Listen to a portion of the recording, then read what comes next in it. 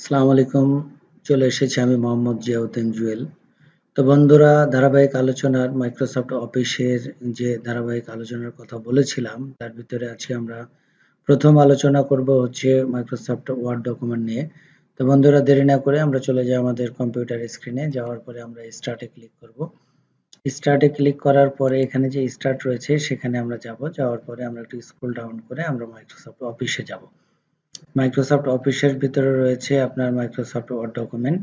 আমরা আমাদের সেই কাঙ্ক্ষিত মাইক্রোসফট ওয়ার্ড ডকুমেন্টটা মাইক্রোসফট অফিস থেকে বের করে নেব।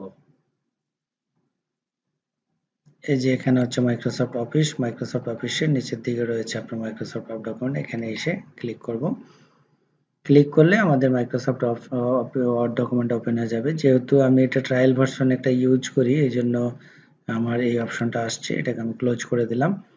ক্লোজ করে দেওয়ার পরে এখন কি হলো, আমার একটি মাইক্রোসফট ওয়ার্ডের পেজ ওপেন হয়ে গেছে। তো মাইক্রোসফট ওয়ার্ডের পেজ ওপেন হয়ে গেলে এখন আমরা কি করব, আমাদের এখানে আমাদের যে বিভিন্ন মানে লেখা রয়েছে আমরা সেগুলো লিখতে পারবো। এবং বিভিন্ন লেখার পরে আমাদের যে বিভিন্ন কাজ আছে এগুলো আমরা ছোট্ট ছোট্ট করে স্টেপ বাই স্টেপ এক একটা ভিডিওতে শিখব। তা আমরা ফার্স্ট ভিডিওতে শিখলাম যে আমরা কিভাবে মাইক্রোসফট ওয়ার্ড ডকুমেন্টের পেজটা ওপেন করি।